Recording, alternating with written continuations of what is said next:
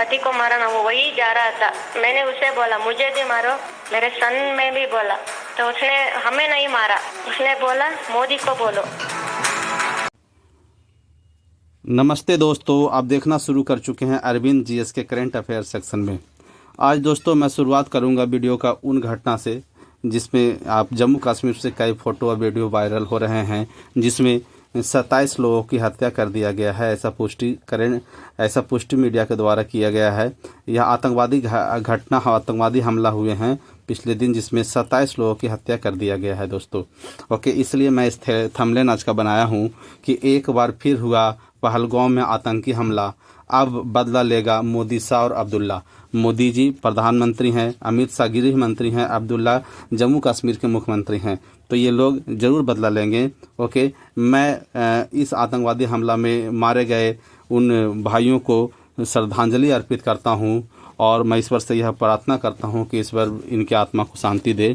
Okay, और चलिए देखिए कुछ और दृश्य जो है आपके सामने आता है। एक फ़ोटो देखिए, इसमें यह जो है ये पति पत्नी हैं। पति पत्नी घूमने गए हैं जम्मू कश्मीर, और ये पति पत्नी जम्मू कश्मीर घूम रहे हैं। कितना सुंदर दृश्य है, कितना सुंदर लग रही है, सारा परिवार खुशहाल। इस खुशी के कुछ पल बाद इस व्यक्ति को जो इनके पति है मार दिया गया। ओके, और इस पत्नी से कहा गया जाओ मोदी से कह देना। ओके, तो मोदी जी आपसे कहा गया है और आप इसका बदला ज़रूर लेंगे, मैं ऐसा आशा करता हूँ। पुलिस प्रशासन को भी मैं आशा करता हूँ कि ये ज़रूर आपसे बदला लेंगे। हमारे पास क्षमता है, हमारे पास हर तरह के हथियार हैं और हमारे सेना भी इसके लिए कैपेबल है। तो मोदी जी ज़रूर इसका कुछ करें, कुछ उपाय करें, ऐसा उपाय परमानेंट इलाज करें ताकि अब और भी घटना इस तरह के ना घट सके। ओके दोस्तों, तो मैं अब चलता हूँ, अपने काम पे आता हूँ, जिसमें मैं करंट अफेयर का क्वेश्चन लेता हूँ और क्वेश्चन का डिस्कशन करता हूँ दोस्तों। ओके, चलिए तो अब शुरू करते हैं आपके सामने। दोस्तों देखिए, हेलने पासपोर्ट इंडेक्स है ना, एक पासपोर्ट के लिए एक इंडेक्स जारी किया जाता है हेलने पासपोर्ट इंडेक्स नाम से। ठीक है, तो इसमें किस देश का जो स्थान सबसे ऊंचा होता है, भारत का स्थान क्या है, ये क्वेश्चन हमेशा पूछे जाते हैं दोस्तों। ठीक है, तो इसका जो सही आंसर है, इसका आंसर है बी, यानी कि भारत का जो स्थान है 85वां स्थान जो है प्राप्त किया है हेलने पासपोर्ट में। पासपोर्ट जितना, जैसे भारतीय पासपोर्ट को देख करके कहीं, जैसे हम क्या करते हैं, अगर हम विदेश जाना चाहते हैं तो हमारे पास पहले पासपोर्ट होना चाहिए, उसके बाद उस देश का वीज़ा होना चाहिए, तब हम उस देश में जा सकते हैं। जैसे किसी देश में जा रहे हैं, जापान जा रहे हैं, तो यहाँ हमारे पास पहले पासपोर्ट होगा और फिर वहाँ से वीज़ा आएगा, तभी हम जा सकते हैं। ओके, लेकिन जिसमें अगर हेलने पासपोर्ट इंडेक्स में जो ऊपर देश हैं, उसमें बहुत सारे ऐसे देश हैं जहां बिना वीज़ा के लिए भी आप जा सकते हैं। कई जो जिसका पासपोर्ट में इंडेक्स में जिसका अच्छा रिकॉर्ड होते हैं, उनके साथ ये होते हैं। ओके, तो देखिए दोस्तों, आगे इसमें और भी कुछ इसका डिस्कशन में दिया हुआ है। देखिए क्या है, हेलने पासपोर्ट इंडेक्स 2025 जो है आपके साथ आ चुका है। यह जो है भारत का रैंकिंग कितना है, भारत का रैंकिंग जो इसमें है 85 बताया है। ओके, इसमें टॉप देश कौन है जो प्रथम स्थान पर रहा है, तो वो है सिंगापुर। ठीक है, और इसे जारी करने वाला जो संस्था है वो कौन जारी करता है, वो जारी करता है हेलने एंड पार्टनर्स जारी करता है इसको। ओके, हेलने और एंड पार्टनर्स जारी करता है दोस्तों। ठीक है, तो ये हो गया इंडेक्स हेलने पासपोर्ट इंडेक्स 2025। ओके, इसके तहत आपको याद रखना है, ये याद रखना है भारत का रैंकिंग क्या है। तो भारत का रैंकिंग है 85, है ना, ये 85 रैंकिंग है भारत का, जिसमें 195 देशों में ये सर्वे किया गया। 195 देशों में ये हुआ, उसमें 85 रैंक जो है भारत का है। पिछले वर्ष जो भारत का रैंक आया था वह आया था 80। ओके, 2024 में 80 आया था, इस वर्ष 85 है दोस्तों। ओके, आगे बढ़ते हैं। नेक्स्ट देखिए क्वेश्चन, अगला क्वेश्चन आपके सामने आ चुका है। हाल ही में क्वाड देश के विदेश मंत्रियों की बैठक कहाँ आयोजित हुआ। ओके, तो ये जो बैठक विदेश मंत्रियों का बैठक हुआ है क्वाड देशों का, याद रखेंगे। यहाँ पे 2 पॉइंट आप याद रखिए, एक क्वाड देश याद रखिए और एक याद रखिए विदेश मंत्रियों का बैठक। ओके, तो और कहाँ हुआ है, तो ये कहाँ हुआ है, ऑप्शन में है वाशिंगटन डीसी, ऑप्शन बी में है नई दिल्ली, ऑप्शन सी में है टोक्यो, ऑप्शन डी में है कैनबेरा। कैनबरा, ठीक है। तो इसका सही आंसर हो जाएगा ऑप्शन ए, है ना, वाशिंगटन डीसी। ये वाशिंगटन डीसी क्या है, यूएसए की राजधानी है। ओके, देखिए एक्चुअली में हम जो भी लिखे हैं यहाँ सभी, जैसे भारत की राजधानी नई दिल्ली लिखे हैं, और ये जापान की राजधानी टोक्यो है, कैनबरा ऑस्ट्रेलिया की राजधानी है। ओके, तो ये सभी जो है आपकी राजधानी है, और ये सभी देश जो है, ये सभी देश क्वाड का मेंबर है। क्वाड का कितने मेंबर है, 4 देश है। और ये विदेश मंत्रियों का बैठक, इसमें विदेश मंत्रियों का बैठक होते हैं और फिर राष्ट्राध्यक्षों का बैठक होते हैं, ठीक है। 2 तरह के बैठक होते हैं, एक विदेश मंत्री का बैठक होते हैं जैसे एस जयशंकर गए थे, ओके, और एक राष्ट्राध्यक्ष का बैठक होंगे जिसमें मोदी जी जाएंगे, ओके, और इन देशों के राष्ट्राध्यक्ष होंगे दोस्तों। तो देखिए इसमें आगे बढ़ते हैं, आपको देखिए ये हो गया आपके पास आ गया है। देखिए यहाँ पे आप देख रहे हैं, आपके सामने दिख रहा होगा, ये जो है देखिए यहाँ जो आपको वर्ल्ड मैप है, वर्ल्ड मैप में कुछ देश आपको दिख रहे हैं। देखिए जैसे कि अपना प्यारा भारत हो गया, इंडिया, ठीक है। यहाँ पे अब देखिए ऑस्ट्रेलिया हो गया, ये आपको यहाँ पर आपको यूएस हो गया, ये आपको जापान हो गया, सॉरी चाइना हो गया। यहाँ पे देखिए यहाँ पे जापान है। ओके दोस्तों, ये जापान है। देखिए आपको पीला कलर से नहीं दिख रहा है तो लाल से मैं दिखाता हूँ आपको। ये है आपका, देखिए जापान, ये जापान है, ठीक है। ओके, ठीक है दोस्तों, तो ये हो गया आपका जापान। देखिए यहाँ पे आप देखिए ये चाइना जो है, ये चाइना का बढ़ता हुआ दबदबा जो है ये क्षेत्र में बढ़ रहा है। तो इसी दबदबा को कम करने के लिए ये आपको यूएस, आपका ये हो गया ऑस्ट्रेलिया, भारत और यहाँ जापान, ये सभी मिल करके एक संगठन बनाया है। इसी को कहा जाता है क्वाड संगठन। ओके, ठीक है दोस्तों। तो आगे देखिए अगला पेज में कुछ और दिखेंगे आपको। देखिए यही है क्वाड, ये हो गया जापान, देखिए ये जापान हो गया। ओके, देखिए ये जापान हो गया, ये इंडिया हो गया, ये हो गया ऑस्ट्रेलिया, ये हो गया यूएसए। ओके, तो ये अगर आप देखिए इस तरह से आप करेंगे तो एक क्वाड बने। क्वाड का मतलब होता है चतुर्भुज बनेंगे। ओके, तो ये चतुर्भुज देशों का एक समूह है, ठीक है। और इसमें कौन कौन कंट्री है, भारत है, ऑस्ट्रेलिया है, अमेरिका है, जापान है दोस्तों, ठीक है। तो ये सभी मिलकर के एक संगठन बनाया है जो इन देशों के बीच में आपको व्यापारिक संबंध मजबूत होंगे, इनमें सैनाभ्यास होंगे और हर तरह के मदद मिलेंगे। जैसे कि जहाँ भी चाइना को देखिए, यहाँ पे आप देखेंगे, ये देखिए नीचे में, तो ये हो गया आपको चाइना सी, ठीक है, ये हो गया आपको चाइना सी। इस क्षेत्र में चाइना का दबदबा जो है, इस दबदबा को समाप्त करने के लिए ऑस्ट्रेलिया को भी टेंशन है, इसमें भारत को भी टेंशन है, जापान को भी टेंशन है, और ये मतलब ये इन देशों को भी टेंशन है अगर यहाँ पे चाइना का दबदबा बढ़ता है तो। ये लेकर के चाइना को काउंटर करने के लिए इसका संगठन, इसकी स्थापना किया गया था दोस्तों। ओके, तो ये है आपको क्वाड देश, ये 4 देश क्वाड देश हुआ और क्वाड के समूह है। ये एक मिलिट्री एक्सरसाइज भी करते हैं जिसको मालाबार युद्धाभ्यास कहा जाता है, मालाबार युद्धाभ्यास कहा जाता है, ठीक है, जिसमें ये 4 देश आते हैं, ऑस्ट्रेलिया हो गया, भारत हो गया, जापान हो गया और यूएसए हो गया। ओके दोस्तों, आगे बढ़ते हैं। देखिए यही है आपको, देखिए ये झंडा है, क्वाड देशों का एक झंडा है। ये हो गया आपको, देखिए ये हो गया अमेरिका का, यूएसए, ठीक है, ये हो गया भारत का, ये हो गया जापान का, ये हो गया ऑस्ट्रेलिया का, ठीक है। USA, Bharat, Japan, Australia. दोस्तों आगे बढ़ते हैं नेक्स्ट।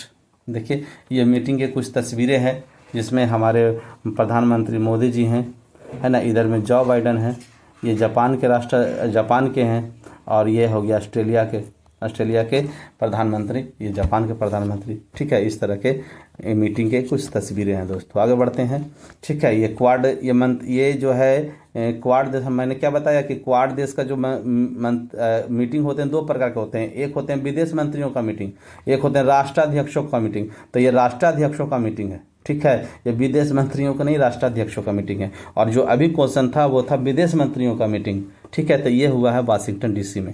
ओके, तो हर वर्ष होते हैं ये, पहले विदेश मंत्री का मीटिंग हो जाएगा, उसके बाद राष्ट्राध्यक्ष का मीटिंग होते हैं। ओके, तो ये विदेश मंत्री का मीटिंग अगर हो गया उसके बाद होगा राष्ट्राध्यक्ष का मीटिंग, तो ये भी वाशिंगटन डीसी में ही होंगे। ओके, ठीक है। नेक्स्ट अगला क्वेश्चन है, देखिए आपके सामने आ चुका है, रणजी ट्रॉफी 2025 का विजेता कौन रहा है। ओके, रणजी ट्रॉफी, एक रणजी ट्रॉफी हुआ करता है दोस्तों, यह क्रिकेट से संबंधित है। ठीक है, यह क्रिकेट से संबंधित एक ट्रॉफी है ना।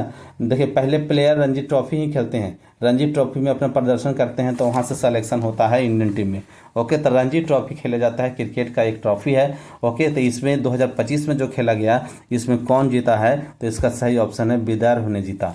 ठीक है, विदर्भ ने रणजी ट्रॉफी जीता। और रणजी ट्रॉफी में ओके किसे हरा कर जीता, उप विजेता कौन रहा, तो उप विजेता केरल रहा है दोस्तों, केरल को हरा करके ये ट्रॉफी जीता है। ठीक है, तो कुछ भारतीय ट्रॉफी के बारे में जान लीजिए, है ना। एक है रणजी ट्रॉफी, क्वेश्चन डायरेक्ट पूछ सकता है कि ये जो है ये क्वेश्चन पूछ देगा कि इसमें कोई उठा लिया, जैसे दलित ट्रॉफी किस खेल से संबंधित है, आपको क्या मारेंगे, क्रिकेट से, ये क्रिकेट से संबंधित है, क्रिकेट। ठीक है, ओके, क्रिकेट से संबंधित सभी ट्रॉफी है। ओके, रणजी ट्रॉफी हो गया, दिलीप ट्रॉफी कहा जाता है इसको, गलत लिखा गया, दिलीप ट्रॉफी हो गई, ये दिलीप ट्रॉफी। ठीक है, तो दिलीप ट्रॉफी हो गया, ईरानी ट्रॉफी हो गया, देवघर कप होते हैं, एक होते हैं Syed Mushtaq Ali trophy, Syed Mushtaq Ali trophy. Okay, तो ये सब कुछ ट्रॉफी है जो क्रिकेट से संबंधित है, ये भारत में ये लोकल खेले जाते हैं। ओके, और इन्हीं सब ट्रॉफी को खेलते हुए जो क्रिकेटर अच्छे होते हैं, आज तो आईपीएल चलते हैं, आईपीएल में जिसका परफॉर्मेंस बढ़िया होता है उसको सिलेक्शन किया जाता है इंडियन टीम में। लेकिन ये हमेशा से चलता था, इन सब ट्रॉफी में जो अच्छा प्रदर्शन करते थे उनको इंडियन टीम में सिलेक्शन किया जाता है। आज भी होते हैं, आज भी रणजी ट्रॉफी खेला जाता है, हर एक खिलाड़ी को खेलना होता है। ओके, और उसमें जिसका सिलेक्शन होता है वहीं से सिलेक्शन होता है इंडियन टीम में। नेक्स्ट क्वेश्चन जो है आपके सामने आ चुका है, जैसे एक है क्वेश्चन नंबर 4, देखिएगा, वर्तमान में भारत में कितने स्थल रामसर साइट में शामिल हैं। रामसर साइट में जो शामिल स्थल हैं वो कितने स्थल हैं आज की डेट में। ठीक है, तो ये है आपको 89 स्थल जो है रामसर साइट में शामिल है दोस्तों। ओके, रामसर साइट क्या होता है, तो देखिए रामसर एक जगह है, रामसर। ठीक है, रामसर ईरान में एक जगह है, कहाँ, ईरान में एक जगह है। और ईरान में एक जगह कहाँ पे है जी, तो ये कैस्पियन सागर के तट पर एक शहर है रामसर। ओके, तो 1971 में क्या हुआ था, 1971 में 2 फरवरी 1971 को यह चिंता जताया गया था कि दुनिया में बायोडाइवर्सिटी को क्या बोलते हैं, जैव विविधता, बायोडाइवर्सिटी को बचाया जाना चाहिए। तो बायोडाइवर्सिटी जो है वह सबसे ज़्यादा कहाँ है, तो ये कहा जाता है कि समुद्र में, यानी कि आर्द्र भूमि जो होते हैं, आर्द्र भूमि में सबसे ज़्यादा बायोडाइवर्सिटी देखने को मिलता है। ओके, तो आर्द्र भूमि जितना भी दुनिया में है उन भूमियों को बचाया जाना चाहिए, ओके, तो जितना भी आर्द्र भूमि है, आर्द्र भूमि मतलब कि जहाँ पानी वाला क्षेत्र है, उन क्षेत्रों को बचाया जाना चाहिए। अगर वह क्षेत्र बचेंगे तो उसमें जैव विविधता बना रहेगा दोस्तों। तो इसलिए रामसर साइट का, देखिए यहाँ पे क्या नाम है, रामसर साइट का गठन हुआ। ओके, और कहा गया दुनिया में कोई रामसर साइट जो है इसकी गठन हुआ, कहा गया इसमें दुनिया के जो जल वाला जो क्षेत्र है उस क्षेत्र को इसमें शामिल किया जाएगा, और जिसको भी शामिल कर दिया जाएगा उसको रामसर साइट उसका सुरक्षा प्रदान करेगा, वह समाप्त नहीं, मतलब उसको कोई नुकसान नहीं पहुंचा सकता। उसके लिए जो डेवलपमेंट का काम होगा, है ना, उसका फंडिंग का काम होगा, ये सब रामसर साइट देखेंगे। ओके, तो ये एक संगठन है रामसर साइट। तो दुनिया में जितना भी जल वाला क्षेत्र है, आर्द्र भूमियाँ हैं, उस भूमियाँ को बचाने का काम रामसर साइट करता है। इसकी स्थापना 2 फरवरी 1971 ईस्वी को हुआ, इसलिए 2 फरवरी को वेटलैंडे मनाया जाता है, याद रखेंगे। 2 फरवरी को वेटलैंडे या फिर आर्द्र दिवस मनाया जाता है, आर्द्र दिवस। ठीक है, आर्द्रता दिवस, इसको आर्द्रता दिवस कहते हैं या वेटलैंड डे कहते हैं, वेटलैंड डे। ठीक है, क्या कहते हैं, वेटलैंड डे। ठीक है, आर्द्र भूमि दिवस कहा जाता है, 2 फरवरी को मनाया जाता है। याद रखेंगे, क्वेश्चन कई बार आता है। ये कब स्थापना, 2 फरवरी 1971 ईस्वी को दोस्तों। ओके, देखिए भारत में भी बहुत सारे स्थल हैं जिसको रामसर साइट में शामिल किए गए हैं दोस्तों। अभी बताया, क्वेश्चन यही है, कौन सा इसका आंसर हो जाएगा, 89 स्थल को शामिल किए गए हैं दोस्तों। ओके, आइए देखिए 2024-25 में जो शामिल किए गए हैं उसका लिस्ट हमारे पास है, देखिए, है ना। ये आ गया है आपके सामने लिस्ट जो 2024-25 में जो शामिल किए गए हैं। एक बार देख लीजिए इसको आप नोट करके याद कर सकते हैं, नहीं तो बहुत सारे कहीं भी किताब में आपको मिल जाएंगे। ओके, देखिएगा हमारे पास है ये क्या है, देखिए सक्कर कोटई पक्षी अभयारण्य तमिलनाडु। तमिलनाडु में सबसे ज़्यादा, देखिए इसमें तमिलनाडु में सबसे ज़्यादा 20 स्थल को शामिल किया गया है। तमिलनाडु के 20 स्थल को शामिल किया गया है रामसर साइट में। सबसे ज़्यादा आपसे क्वेश्चन ये पूछा जा सकता है कि सबसे ज़्यादा किस स्थल को शामिल किए गए हैं, कहाँ के स्थल को, तो तमिलनाडु के स्थल को शामिल किए गए हैं दोस्तों। ओके, तो देखिए आगे इसको हम पूरा पढ़ देते हैं, आप इसको याद रखेंगे। क्या है, सक्कर कोटई पक्षी अभयारण्य तमिलनाडु। ठीक है, ये कब किए गए हैं, है ना। ये हम 89 के हम नहीं बात करेंगे, बस जो 24 और 25 में शामिल किए गए हैं उसी की बात कर रहे हैं। ठीक है, सक्कर कोटई पक्षी अभयारण्य तमिलनाडु। ओके, थेथरगल पक्षी अभयारण्य तमिलनाडु। झारखंड का एक है उधवा पक्षी अभयारण्य झारखंड, है ना। खेचे ओपलरी वेटलैंड आपको सिक्किम। नजरायन पक्षी अभयारण्य आपको ये भी तमिलनाडु में है। काजू बेली पक्षी अभयारण्य ये भी तमिलनाडु में है, बेल्लूपुरम में है। तबा जलाशय ये आपको मध्य प्रदेश में है। तबा याद रखें, क्वेश्चन आपसे यही पूछ सकता है इसमें कि तबा कहाँ है। आपको क्वेश्चन पूछ देगा काजू बेली कहाँ है, काजू बेली पक्षी अभयारण्य कहाँ है, तो ये आपको तमिलनाडु, इस तरह का क्वेश्चन आपसे पूछे जाते हैं। ओके, ये आपको एक क्वेश्चन है यहाँ पे, देखिए ये है अगला, नकटी पक्षी अभयारण्य और एक नागी पक्षी अभयारण्य। ये दोनों जम्मू में है। बिहार के 2 पक्षी, बिहार को 3 पक्षी अभयारण्य को रामसर साइट में शामिल किया गया है। एक है कांवर झील जो बेगूसराय में स्थित है, और दूसरा है नकटी पक्षी अभयारण्य जो जमुई में स्थित है, नागी पक्षी अभयारण्य जो जमुई में स्थित है। ओके, ये 3 जो है जो बिहार से शामिल किए गए हैं। ओके दोस्तों, तो आगे बढ़ते हैं। देखिए नेक्स्ट क्या है आपका है मगाधी केरे संरक्षण रिजर्व, कर्नाटक में है ये। ओके, लॉन्ग वुड सोला रिजर्व वन ये तमिलनाडु में है। बताए ना, तमिलनाडु के सबसे ज़्यादा रामसर साइट है। ओके, देखिए और भी आगे है क्या है, देखिए अंकर समुद्र पक्षी अभयारण्य, ठीक है, जो कर्नाटक में है। अधनासिनी एक्चुअरी जो कर्नाटक में है। सालबुल आर्द्रभूमि संरक्षण रिजर्व जम्मू कश्मीर में है। हाडगम आर्द्रभूमि संरक्षण रिजर्व जम्मू कश्मीर में है। ठाणे क्रीक महाराष्ट्र में है। काजिर कुल्लम पक्षी अभयारण्य तमिलनाडु में है। बड्डूबुर पक्षी अभयारण्य तमिलनाडु में है। ओके, आगे देखिए आपके सामने और भी है ना, क्या है, देखिए सुचिंद्रम थेरू आर्द्रभूमि कॉम्प्लेक्स ये भी तमिलनाडु में है। ओके, चित्रगुड़ी पक्षी अभयारण्य तमिलनाडु में है। यशवंत सागर मध्य प्रदेश में है। अंशुपा झील उड़ीसा में है। हीराकुंड जलाशय उड़ीसा में है। ठीक है, तो ये सब तम्पारा झील उड़ीसा में है। रंगनाथित्तू कर्नाटक में है। नंदा लेक गोवा में है। सतकोसिया गॉर्ज उड़ीसा में है। बेम्बानूर आर्द्रभूमि कॉम्प्लेक्स तमिलनाडु में है। ओके, और भी आगे देखिए क्या है, बेलोड पक्षी अभयारण्य तमिलनाडु में है। वेदांथागलम पक्षी अभयारण्य तमिलनाडु में है। उदय मार्तंडपुरम पक्षी अभयारण्य तमिलनाडु में है। ओके, तो ये सारा चीज़ है उदय मार्तंडपुरम। ठीक है, आगे देखिए नेक्स्ट जो है आपके इसमें कुछ फैक्ट दिया हुआ है, जिसमें क्या है कि वर्तमान में भारत में रामसर साइटों की कुल संख्या 89 है, जिसमें सर्वाधिक रामसर साइट तमिलनाडु में 20 है। अभी हम बता चुके हैं आपको। भारत का पहला कृत्रिम आर्द्रभूमि स्थल कौन है, हरिके बैराज है जो पंजाब में है। हरिके बैराज है ना, वो जो है शामिल किया गया है। ये कृत्रिम है, मतलब लोगों के द्वारा बनाया गया है। ओके, भारत का सबसे छोटा आर्द्रभूमि रेणुका वेटलैंड है। ओके, भारत का सबसे बड़ा आर्द्रभूमि सुंदरबन वेटलैंड। ओके, तो ये सब जो हो गए हैं कुछ इंपॉर्टेंट इसमें जो था, आप इसको याद कर लेंगे, थोड़ा पढ़ेंगे, 1-2 बार याद रहेगा। ये सब पॉइंट आप याद रखेंगे। ओके, और आप याद रखेंगे कि यह वेटलैंड 2 फरवरी को मनाया जाता है वेटलैंड डे। ठीक है, ये याद रखेंगे। इसकी स्थापना कब हुआ था? 1971 में हुआ था, ये याद रखेंगे। ओके, ये कहाँ है? ईरान में है, रामसर शहर ईरान में है।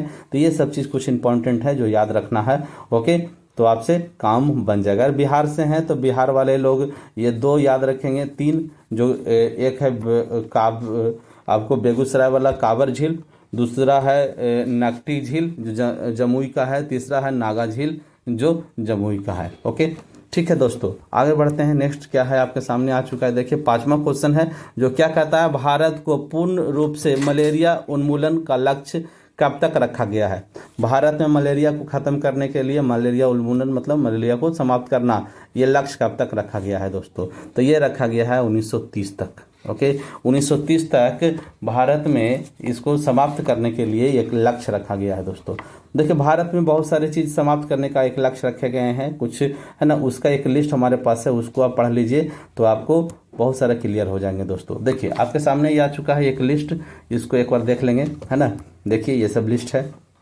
ओके, बुक में आपको हर जगह मिल जाएगा, उसको भी पढ़ लें, यहाँ से भी आप ले सकते हैं। और हाँ, मैं जितना बताता हूँ, जितना भी हमारे पास पेज है, इस पेज को मैं पीडीएफ बना करके अपने टेलीग्राम पर डाल देता हूँ, उसका लिंक भी मैं इसमें डाल देता हूँ। अगर आपको यह पीडीएफ में चाहिए तो मेरे टेलीग्राम पर जाएंगे, वहाँ से आपको पीडीएफ मिल जाएंगे। टेलीग्राम में वही आप यूज करेंगे, अरविंद जीएस।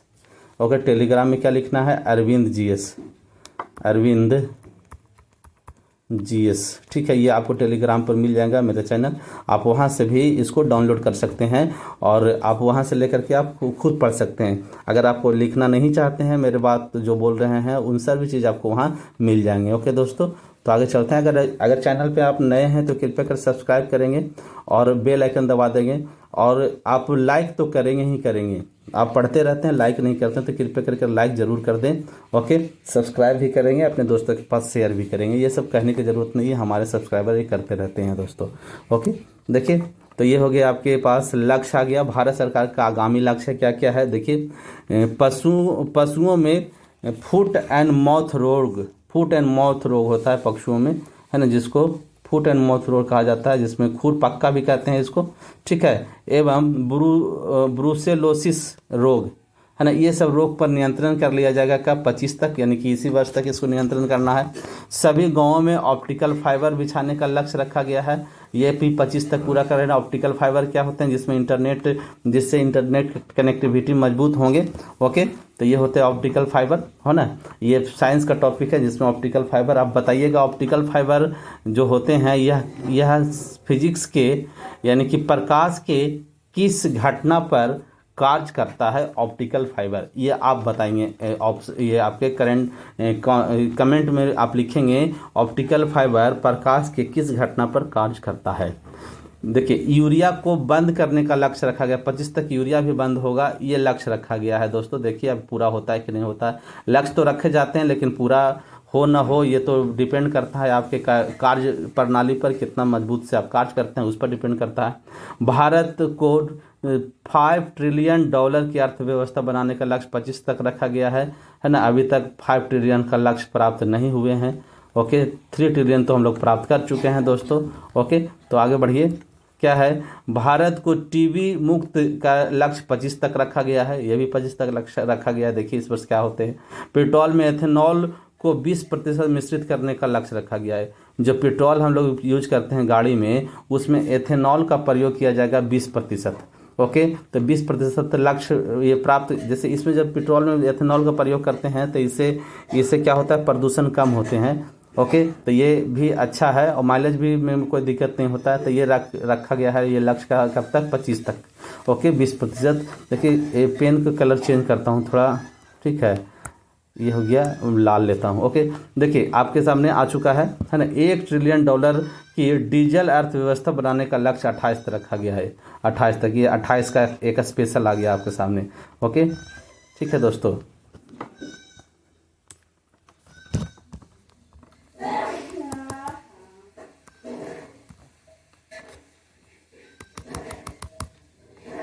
ओके, देखिए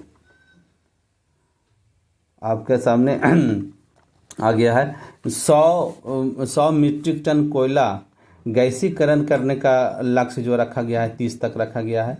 पशुओं के फुट और मौत रोग तो 30 तक पहले ही देख चुके हैं। सेवा क्षेत्र में $1 ट्रिलियन निर्यात करने का लक्ष्य 30 तक रखा गया है। कुल कार्बन उत्सर्जन में 1 अरब टन की कमी 30 तक जितना भी कार्बन उत्सर्जन है उसमें कमी होने का लक्ष्य रखा गया है 30 तक, है ना। 1 अरब टन की कमी होगा। विश्व की तीसरी सबसे बड़ी अर्थव्यवस्था बनने का लक्ष्य 30 तक है। ओके, भारतीय रेलवे को नेट जीरो कार्बन उत्सर्जन बनाने का लक्ष्य 30 तक है। यानी कि भारतीय रेलवे एक भी ऐसा इंजन नहीं होगा जिससे भारतीय रेलवे जो है जिससे कार्बन डाइऑक्साइड निकलता हो, कार्बन निकलता हो। यानी कि कहने का मतलब है कि हम विद्युत भी उत्पादन करेंगे तो जिसमें हमें सोलर का प्रयोग करेंगे। रेल भी चलाना हो तो उसमें हम बिजली का प्रयोग करेंगे। अब बिजली किससे? सोलर से प्राप्त करेंगे, डीजल से प्राप्त ना करेंगे, कोयला से ना चलाएंगे। ये सारा चीज़ इसमें किया जा रहा है, जिस 2030 तक इसको प्राप्त करने का लक्ष्य रखा गया है। ओके, भारत में पूर्ण रूप से मलेरिया उन्मूलन भी 2030 तक, अभी यही क्वेश्चन था। ओके, कुल वाहन में 30% इलेक्ट्रिक वाहन, जितना गाड़ियां हैं उसमें इलेक्ट्रिक वाहन 30% हो, ये 30 तक पूरा करने का लक्ष्य रखा गया है। एड्स को खत्म करने का लक्ष्य 30 तक रखा गया है। एड्स और मलेरिया ये 30 तक लक्ष्य रखे गए हैं। ओके दोस्तों, आगे देखिए, 500 गीगावाट अक्षय ऊर्जा प्राप्त करने का लक्ष्य भी 30 तक रखा गया है। 280 गीगावाट सौर ऊर्जा प्राप्त करने का लक्ष्य भी 30 तक रखा गया है। चंद्रमा पर अंतरिक्ष यात्री भेजने का लक्ष्य 40 तक है। यानी कि अभी हमने चंद्रमा पर केवल यान भेजा है, जिसमें प्रज्ञान, जिसमें विक्रम और ये भेजा था, जिसमें चंद्रमा के साउथ पोल पर हमने भेजा है यान को। अब जो है 40 तक हमारा लक्ष्य है कि हम मनुष्य को भेजेंगे चंद्रमा पर। ओके, आप बताएंगे कि चंद्रमा पर जाने वाला पहला व्यक्ति कौन था। ओके, ठीक है, अमेरिका का था। कौन था आगे बताएंगे आप, ठीक है। नेक्स्ट क्वेश्चन जो है आपके इसमें और क्या है, तो भारत को एक विकसित राष्ट्र बनाने का लक्ष्य 47 तक है। 47 तक भारत को विकसित राष्ट्र बनाने का लक्ष्य है, 47 तक, ठीक है। यानी कि हमारी इकोनॉमी बढ़ना चाहिए, पर कैपिटल इनकम बढ़ना चाहिए, तभी विकसित राष्ट्र के रूप में हम लोग जाने जाएंगे। अभी हम लोग क्या है, विकासशील राष्ट्र के रूप में है। ओके, हाइड्रोफ्लोरोकार्बन, ठीक है, हाइड्रोफ्लोरोकार्बन का उपयोग 80% कम करने का लक्ष्य 47 तक रखा गया है। 47 तक हाइड्रोफ्लोरोकार्बन का उपयोग हम लोग कम करेंगे। परमाणु ऊर्जा का क्षमता जो है 1 लाख मेगावाट लक्ष्य रखा गया है। परमाणु से जो हम बिजली प्राप्त करते हैं वह 1 लाख मेगाटन होना चाहिए 47 तक। भारत को ऊर्जा स्वतंत्र आत्मनिर्भर देश बनाने के लिए 47, यानी कि ऊर्जा से हम स्वतंत्र रहेंगे, दूसरे देश पर हम डिपेंडेंट ना होंगे, ये लक्ष्य रखा गया है। पोत निर्माण में आत्मनिर्भर हासिल करने का लक्ष्य 47 तक है। ये सब 47 तक है। क्वेश्चन का अभी आज से 47 तक क्वेश्चन पूछा जा सकता है। मुंबई शहर में शून्य कार्बन उत्सर्जन का लक्ष्य, यानी कि मुंबई शहर से एक भी कार्बन नहीं निकलेगा। ओके, ये 50 तक लक्ष्य है कि 2050 तक ऐसा होगा कि मुंबई से एक भी कार्बन का उत्सर्जन नहीं होगा। शून्य कार्बन की जितना कार्बन उत्सर्जित होगा उतना कार्बन सोख लिए जाएंगे। ओके, भारत द्वारा शून्य कार्बन उत्सर्जन करने का लक्ष्य 2070 तक रखा गया है। ये कल भी आपको डिस्कशन में बताया था।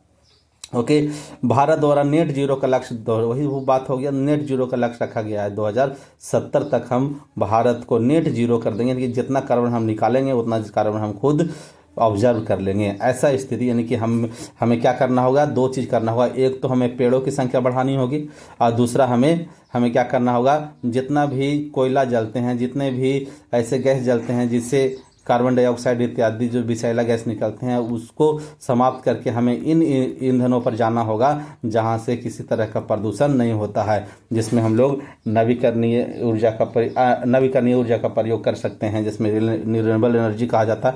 इसका प्रयोग हम लोग इसमें कर सकते हैं दोस्तों। ओके, तो ये हो गया आपका हमारे आज के जो सेशन था, इसका हमने बताया। ठीक है दोस्तों, अगर आप हमारे चैनल में नए हैं तो कृपया कर चैनल को सब्सक्राइब करेंगे, बेल आइकन के दबाएंगे, ऑल दबा करके इसको नोटिफिकेशन, ताकि आपको आ पाए। वीडियो अच्छा लगा हो तो कृपया कर लाइक करेंगे, कमेंट भी करेंगे दोस्तों। कमेंट में आप ज़रूर लिखें आप पुलवामा अभी आपका जम्मू कश्मीर का जो अभी आतंकवादी घटना हुआ है उस पर आप क्या सोचते हैं, ये ज़रूर लिखेंगे दोस्तों। और जो मैंने क्वेश्चन पूछा है उस क्वेश्चन के आप ज़रूर जवाब देंगे दोस्तों। ओके। तो इसी के साथ मैं आपको यहाँ से विदा लेता हूँ। दोस्तों आप देखिए, एक बहुत बहुत धन्यवाद आपके सामने आ चुका है। अरविंद जी इसके तरफ से आपको बहुत बहुत धन्यवाद दिया जाता है। आप यहाँ तक रुके हैं, इसका मतलब कि आप एक सीरियस कैंडिडेट हैं, आप अपने तैयारी के प्रति जागरूक हैं, आपको नौकरी का भूख है, तो कृपया कर आप मेहनत करते रहें। मेहनत जब तक करते रहें जब तक आपको सफलता ना मिल जाए। दोस्तों सफलता अवश्य मिलेंगे। कहा जाता है कोशिश करने वालों को कभी हार नहीं होता, कोशिश करने वालों को कभी हार नहीं होता। कोशिश करते रहें, पिच को ना छोड़ें। पिच को छोड़िएगा तब आप आउट हो जाइएगा, पिच नहीं छोड़िएगा तो आप खेलते रहिएगा, सक्सेस हो जाएगा। ओके दोस्तों, तो इसको यहीं तक रखते हैं। बहुत बहुत धन्यवाद, थैंक यू वेरी मच। जय हिंद, जय भारत।